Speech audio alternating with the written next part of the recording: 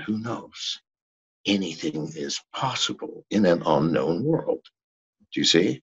If all were known, I'd shoot myself. It would be like watching a movie over and over and over and over, knowing exactly what, when, where, and how. I don't want to work like that. I'd like a surprise. I'd like the mystery, the exquisite, almost anxiety sometimes of what might be.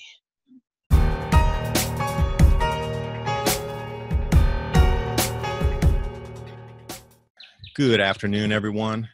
John McAfee. You know his life very colorful. You can check him out on Twitter on our official McAfee, lover of women, drugs, adventure.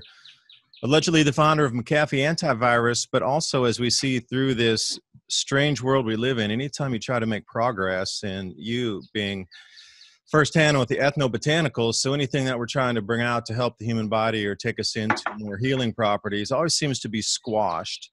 And another thing, as we sit here assimilating into the Borg mentality and the powers that be possibly taking us into a replicating nano technology through these injections that we're supposed to receive, you know, with the antibody passports, they won't even let you into a supermarket. So now what is it? Is it the cover for this virus to make us kowtow to the AI and the new integration? Because if this is what I wanted to talk to you about, John. If we take these inoculations with the replicating nanotechnology, will this somehow plug us into this transhumanist, and then this AI would be able to use all of the computing power of the human brain as one entity?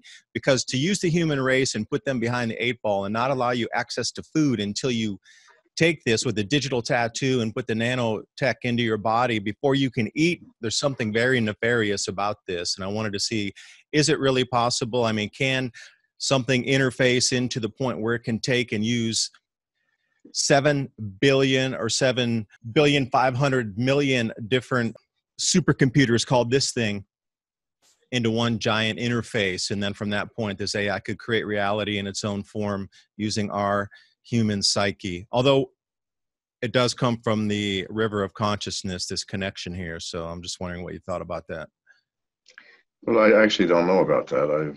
I do not think we have the technology today, not even Bill Gates, not even the bowels of some secret governmental program. The enormity of the problem, I think, is going to require quantum computing, which really is not here yet, not in any general purpose sense of the word. I do know that the coronavirus is a scam. That much is clear. I mean, it does exist, and there is such a virus, and it has killed people. However, it pales in comparison to what the flu kills. The flu kills almost 750,000 people a year. We don't lock ourselves up for that.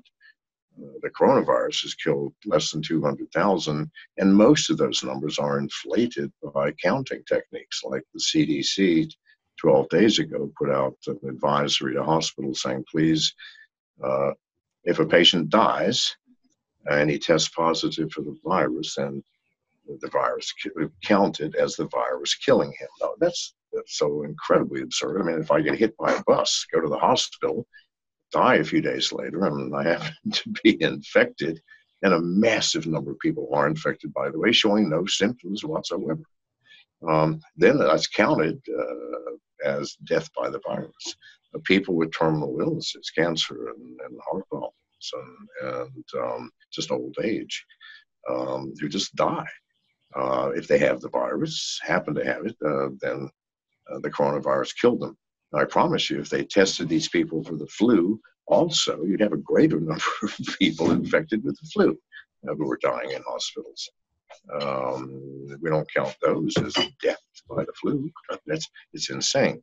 So, but even let's accept the massively inflated numbers. Still less than 200,000 deaths worldwide of a population of 7.8 billion people. I'm sorry. If you nothing, it's a drop of a drop. Oh, it's a drop of a drop. I mean, it's like, one death per 100,000 population. Please God, people, let's get real. You have a far greater chance of being hit by a meteor I mean, that not quite, but I mean, it's almost that ridiculous. You certainly have a much greater chance of winning the fucking lottery. So it's like, no, there's something wrong, something dreadfully wrong. That much I know. Who is causing this? A benign explanation would simply be the media inflating, hyping. You know, the media hypes anything to get eyeballs. They call it a horror. The numbers are staggering. Staggering. Diarrhea kills 2.5 million people a year. That's 20 times as staggering. If you want to talk about staggering numbers, well, let's talk about the people dying from starvation. 12 million. You know, 8,000 a day. Yeah, 8,000. Well, there's more than that. I'm sorry. Is it 3? No, it's more than 8,000 a day. Well, whatever it is, it's a million a month divided by 30. Whatever. It's a lot. Way more than the coronavirus. And yet we don't call those numbers, we certainly don't call the flu numbers staggering. We pay no attention to the deaths by diarrhea. Your chances of dying from diarrhea, you know, are 1 in 25,000. But still a greater chance of dying from diarrhea than you will from the coronavirus. So I know something's wrong. It's been inflated. So the media inflates things. Now, if you notice the political reaction, I mean, Donald Trump one day says, I'm sorry, I just think this is overinflated. The next day, it's a serious problem. Why? Because the press jumped on him. Oh, you don't care about Americans. You just care about keeping the economy going. He was forced to lockdown. All of our leaders were forced into lockdown by the media. So that's a benign explanation. There are hundreds of other possibilities that this whole thing was engineered jointly with the U.S. and China, or engineered just with China, because you know China's out of lockdown. They're out of lockdown. They're living happily and well, dancing and creating goods and services. So I was always told by my parents that if you're mystified about who's responsible for anything, find out who is the greatest beneficiary. They're likely to be one. Who are the beneficiaries? The media. Good God Almighty! Before lockdown, we're at work 9 or 10 hours a day, if you want to include the commuting and the eating dinner and all this other stuff. On weekends, where are we? We're partying or out with the family or going out on a date. Now what are we doing? We're watching it 24 hours a day. We're locked in. We have nothing else to do. What is the value of a given media outlet? It's the number of eyeballs, which is drastically increased, times the amount of time those eyeballs are watching. Whoa, they've increased in value by a factor of 10. So they're clearly a beneficiary. China is a beneficiary. It could be a CIA plot. Bill Gates, one of the richest men on earth, screwing around with this. I see all that as conjecture. Even the benign one that the media is just hyping it and caused all this panic. So I don't know. I just know this. It is not a problem. And yet the world is locked down because of it. Now you tell me why. I just don't know. I'm sorry. Maybe I'll throw an idea out there. You know, there's something called a grand solar minimum. It's a 400-year cycle in solar activity. And we're all very familiar with the 11-year solar cycle between solar maximum, and now we're in solar minimum and we come back out. If you're older than 30 years old, you've seen this come and go 3 times. But there's a heavier, more powerful cycle that runs on a 400-year cyclicity or time duration. Now, if you go back in history, you'll start to find that every single one of these grand solar minimums, we can't grow food properly. There's massive declines in crop yields. The economy crashes or evaporates every single time. There's enormous amounts of resets and political restructuring at this time, and there's massive population migration. So coming back into this point right now, if you were going to control the world's food supply, knowing that we're into another cycle right now, that not everybody's going to survive this, maybe about half or maybe 60% of the world's population, based on the last 6 times that this happens, taking us back to 2,400 years ago or 400 BC. That's just the averages. So if you knew that as a government and you wanted to retain your power, you would have to control the food supply from the field all the way into the supermarket. And it seems that this virus right now ticks all these boxes in doing exactly that. It's about the food. I'll let you go. It does that. It does that. However, you know, I'm fully with William Shakespeare on this one. The fault, my friend, is not in the stars, but in ourselves. I think that we control our destiny, not the sun, not the cycles, because these are natural events. The precession of the equinoxes, which is a 28,000-year cycle, these things radically change climate, everything. But we are an adaptable species, and we have survived through 2 precessions of the equinox. I mean, given the fact that we're around over 50,000 years ago in this current form. So I'm not sure about that. I really think that we, imperfect creatures that love and hate, we have hopes, dreams, and compassion, tenderness. And also, for every one of those, we have an opposite. We are greedy and fearful and jealous. We're angry and gluttonous. These, I believe, are the true causes of all of our problems. Laziness being the worst of them. I think laziness has created this current condition, and where we have allowed our government and the media to think for us, tell us what is true, tell us what's right, tell us what's wrong, tell us who's bad, and tell us who's good. And we stopped looking at the world through our own eyes and using our own brains and judgment and critical faculties to determine what's true. I think this, my friend, is the fundamental problem. You're not allowed to think for yourself. You have the agenda to be told. You climate change it's a full agenda. And this whole thing right now, we need to become more self-sufficient and start to coming together with our families, our friends, our neighbors, our neighborhoods, and whatever those people around you to come off the system of dependency that you talked about that made us so lazy. I mean, this whole international banking thing, from the Bank of International Settlements to the IMF all the way down to the Fed, now everything is completely broken and irreversibly broken to the point it's going to evaporate with a new system coming up.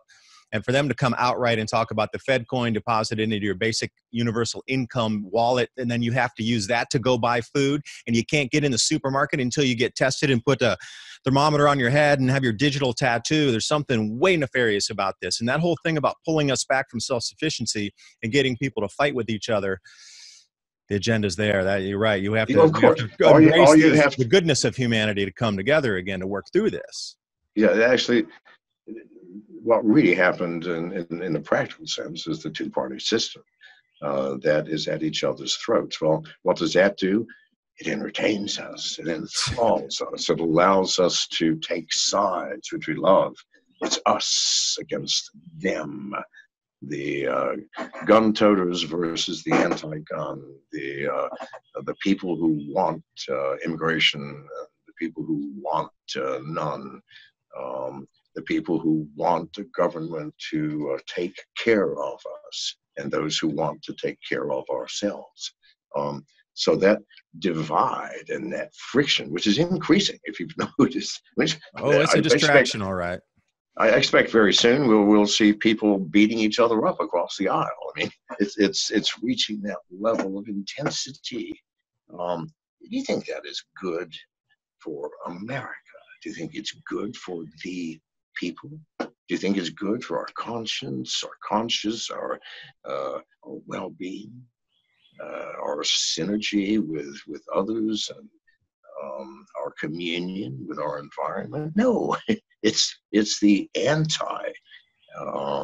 It's the thing which degenerates and separates and will eventually destroy the people and the freedoms limited freedoms we still have.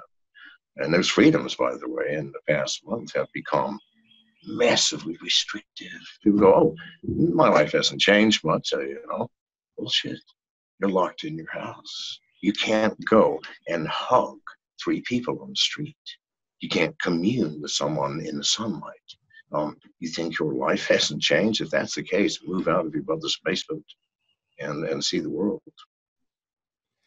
Yeah, well, then you look at the duality of it when you're talking about the evolution of, some people will take the side that says, well, we need all this, opposite, positive, negative colliding for those to awaken to bring us into some sort of enlightenment. But I'm like, wait a second, it's already inside your head. We're already connected to the river of consciousness. It's just about how do you jar that loose without creating all this friction and die off. And is that really what we need? Is all this to happen for people to finally step in and go, whoa, we don't need this anymore? Sheesh, where do we start? Are we even going to survive this thing here? Like humanity is humanity, not Americans, the human race. That's a very, very deep question. I'm going to have to refer to the Tao. Please do. Tao Te Ching. Which is, pardon? Yeah, okay, please go. The Tao. Yeah. The Tao is based on the concept that all existence is duality.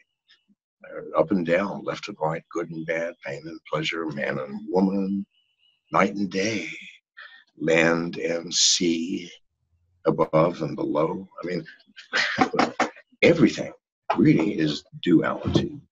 And the question is, how do you integrate the duality, for example, night and day? The human species has generally and genetically determined that the best way is we sleep at night and wake during the day. That came from pure evolution. I mean, our ancestors, we were never predators in a real sense until recently with bombs and guns, swords maybe. No, we were prey to Neanderthals and lions and neighbors, and everything with claws and teeth. Swimming, a shark might eat you. Crawling on the ground, a tiger may jump you. So we slept, and we were still at night when we were most vulnerable. All right, there's a duality, is there not? You've got 8 hours of almost unconscious awareness of your existence, with the exception of the dream state, which is short-lived. And then 16 hours of awareness, action, perception, communion, interaction, and then the cycle again. So you've got that, the unconscious to the conscious. You've got the birth to death, the old and the young, and the transition states between these, which are so subtle you don't notice them until you wake up one day at my age at 74 and go, good Lord, how did this happen? In Spanish, it's paso a paso. It passes as it passes. In English, you'd say step by step. In Chinese, it's lao a lao. I don't know. These are deep questions to which I have no answer. And the older I get, the fewer possibilities for answers come to my mind. I think that the really important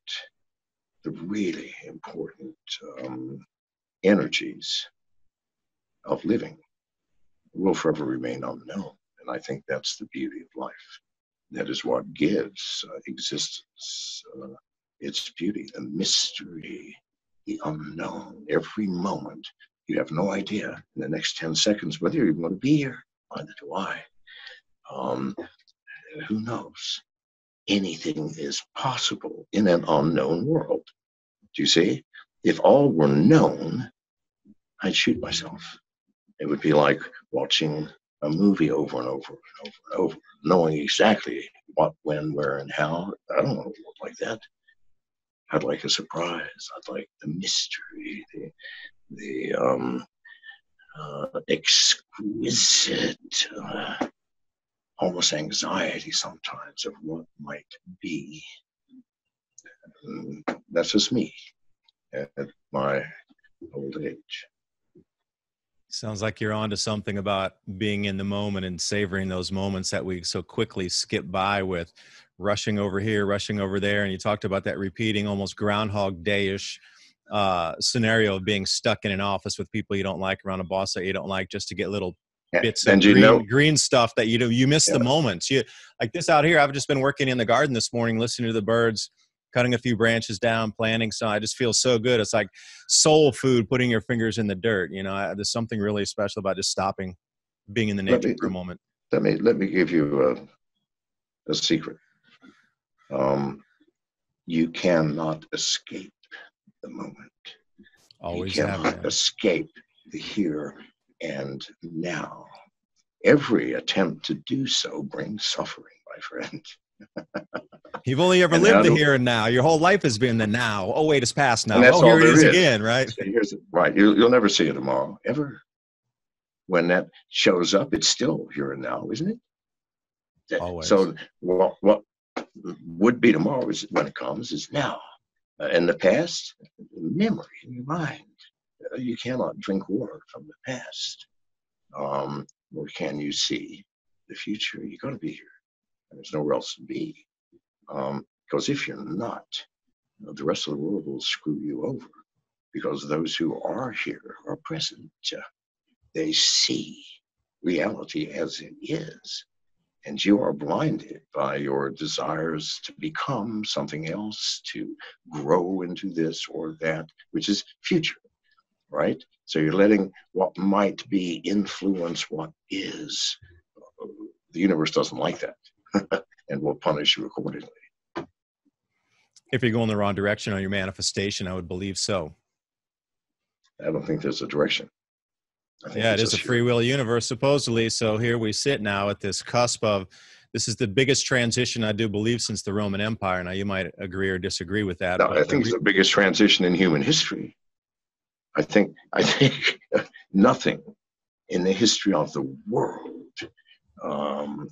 can possibly approach the magnitude of what's happening now with this madness. That's all I can call it. Madness, insanity. The thing that you must wear a mask. No. I'm saying when people say you must wear a mask. Why? No. Well, I don't want to catch your disease. Wait a minute, you're wearing a mask. Your mask only works if I wear one. Yeah, I saw your tweet on that. It only works. You're that insanity guy. Yeah, I'm insane. Yes, so it only works if I wear one. Is that it? And this virus, by the way, it doesn't kill people under 50. That's the rarest of all things. We've had a handful of cases, and I think most of them are questionable. We had one infant, a 16-year-old boy, a bunch of, 30 to 45, and these, I believe, in fact, 2 days ago, there was a prison guard in the prison system. That's something with the news. Oh my God, it's now in the prison system. We had a death. Well, good God, one prison guard out of a million employed, and that was questionable. She died of something, no doubt, and she was infected. Well, yeah, many are. So therefore, she died of the virus. However, the people who die of it are over 70. 97% are over 70.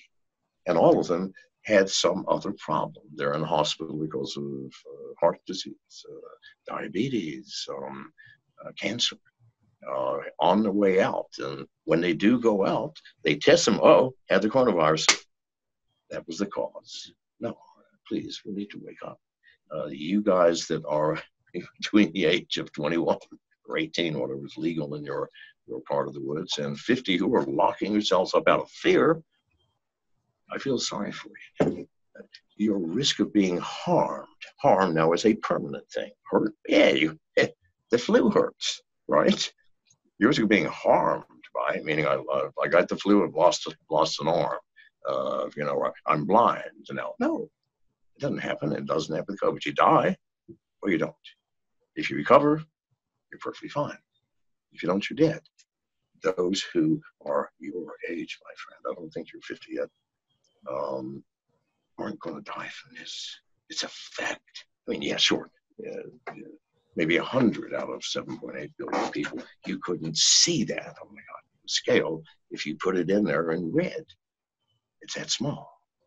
And yet, everybody's locked down. Now, wouldn't it be more sane to say, hey, the old people, I would advise you to stay home because your chance of dying from this is 2%, you know? That's a high percentage. Well, I'll take that, please.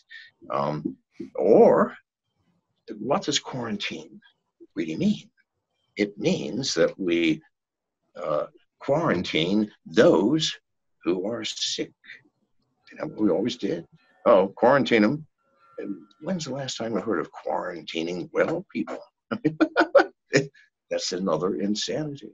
And I'm sorry, I'm taking over the conversation. We have time for one more question. I'm very sorry.